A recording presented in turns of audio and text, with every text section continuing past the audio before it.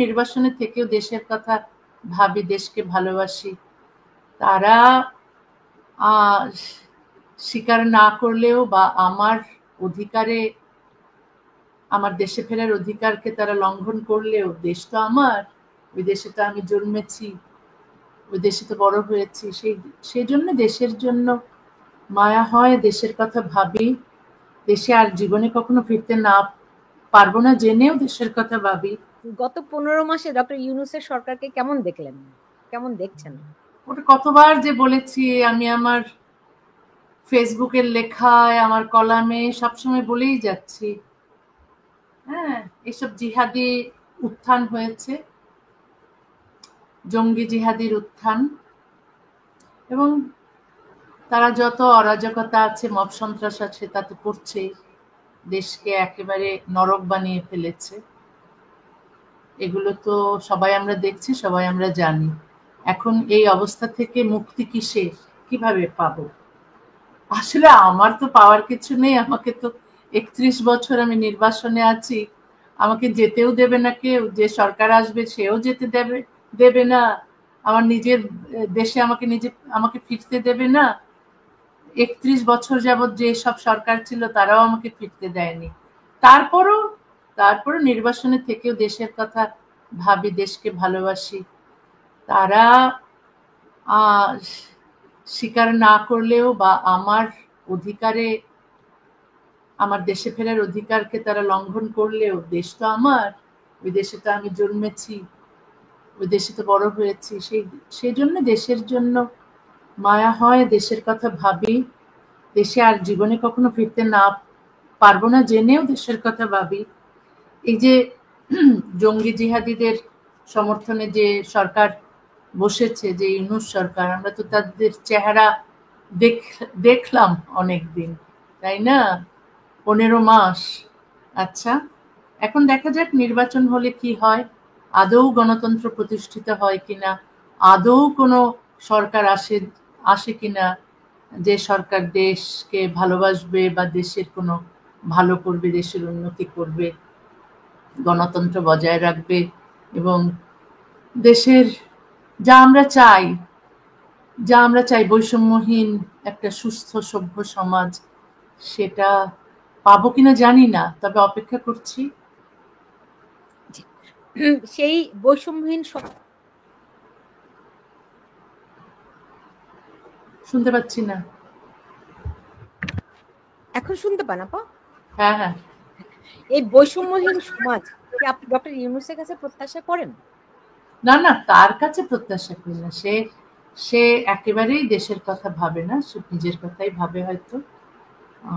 দেশ চালানোর বা দেশের ক্ষমতায় থেকে কি করতে হবে, তিনি তো রাজনীতিক নন না, সুদের ব্যবসায়ী।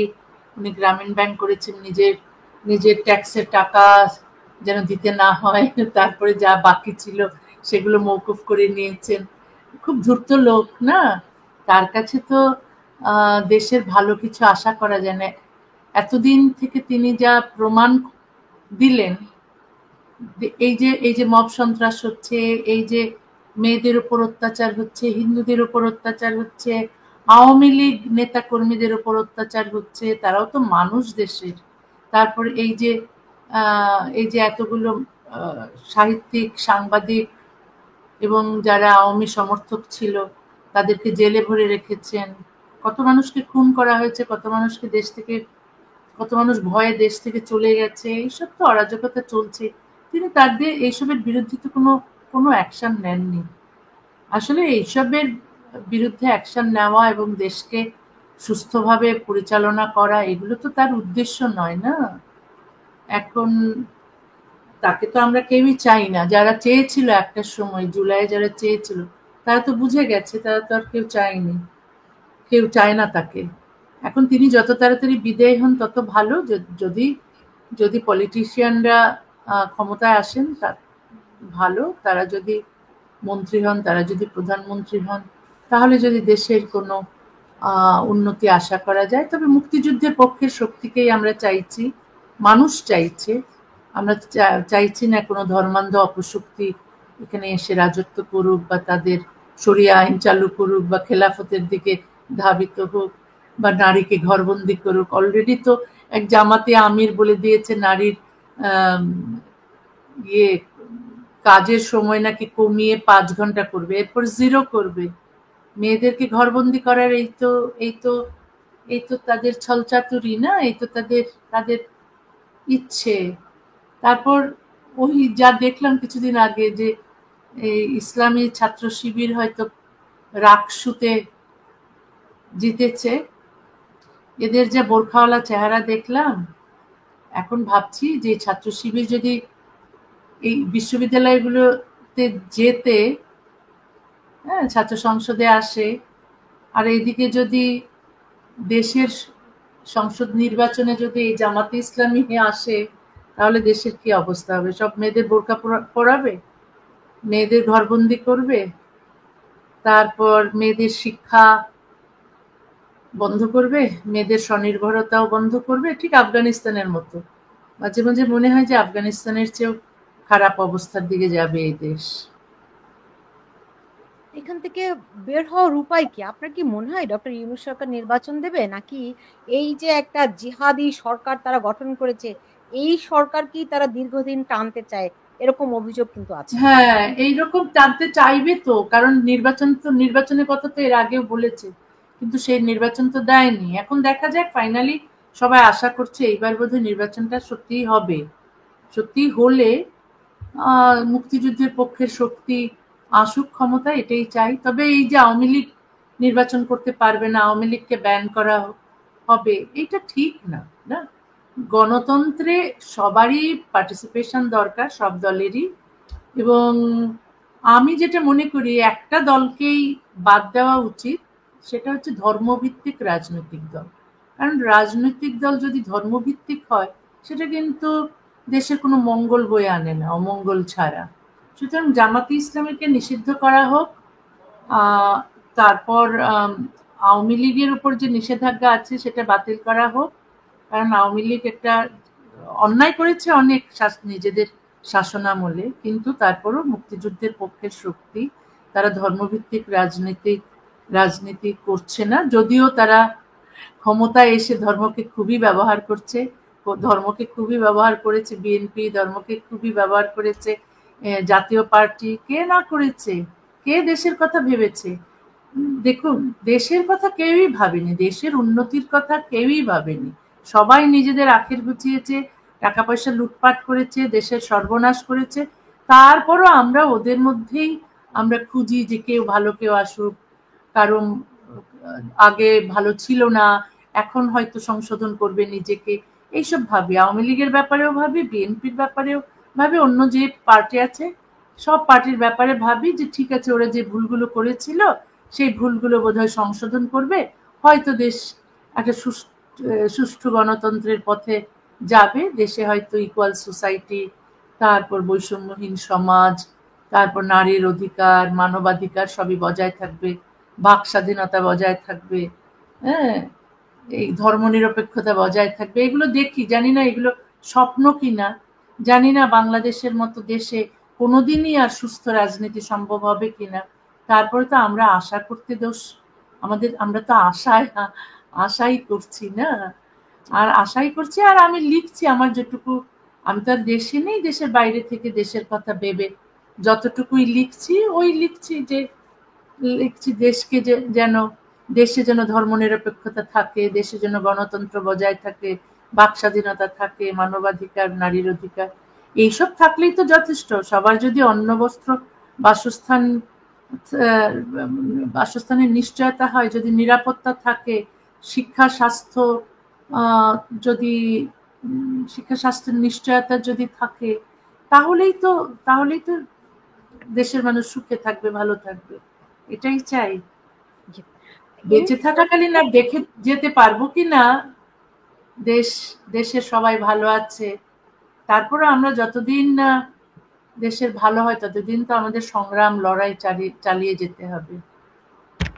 আপনি যেই স্বপ্নের কথা বলছেন, আপনি দেখেছেন ডক্টর আলী রিয়াজের যে সংবিধানের যেই সংস্কার প্রস্তাবগুলো তারা চূড়ান্ত করে এনেছে, সব রাজনৈতিক দল সেখানে স্বাক্ষরও করেছে। সেখানে তো আপনার স্বপ্নের ছিটে ফোঁটাও নেই, কিছুই নেই। একটা আলী আলী রিয়াজ কেন এইরকম নষ্ট হলো আমি জানি না। আমি তাকে অনেক আগেই চিনতাম, ছোটবেলায় তার বইও পড়েছি। ওই ছোটবেলা না, মানে আমার যখন উনি বিশ্ববিদ্যালয়ে পড়তেন তখন থেকেই তার নাম জানি, তার বই পড়েছি। এবং তার যে বড় ভাই আলী আনোয়ার, উনি আমাকে খুব স্নেহ করতেন। এরা সবাই প্রগতিশীল ছিলেন। এরা ধর্মনিরপেক্ষতায় বিশ্বাস করতেন, এরা নারীর সমান অধিকারে বিশ্বাস করতেন। তারপর কি হয়েছে আমি জানি না। বিদেশে যারা থাকে, ইউরোপ আমেরিকায় থাকলে মানুষ আরো সভ্য হয়, কিন্তু এরা দেখছি এতকাল এতকাল সভ্য দেশে থেকে সভ্য হওয়ার বদলে অসভ্য হয়েছে, আরো অশিক্ষিত হয়েছে, আরো ধর্মান্ধ হয়েছে, আরো সংকীর্ণ মনা হয়েছে। সেটা খুব দুঃখ দেয়, কিন্তু কি করব। আপনি বলছিলেন যে ডক্টর ইউনুস ধূর্ত। সেই ডক্টর ইউনুস বলছেন আমরা এই সংবিধান যেই মানে জুলাই সনদ ঘোষণা করা হলো, সেদিন তিনি বলছিলেন যে আমরা এখন বর্বর থেকে সভ্য হলাম।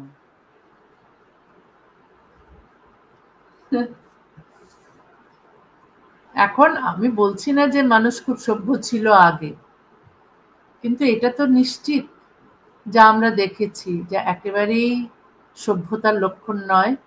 আমরা দেখেছি বর্বরতার চূড়ান্ত রূপ, যে যার ইচ্ছে যাকে ইচ্ছে মেরে ফেলছে, কোনো কারণ ছাড়াই মানুষকে জেলে নিয়ে যাওয়া হচ্ছে, বন্দি করা হচ্ছে, জঙ্গি জিহাদিদের জেল থেকে মুক্ত করা হচ্ছে।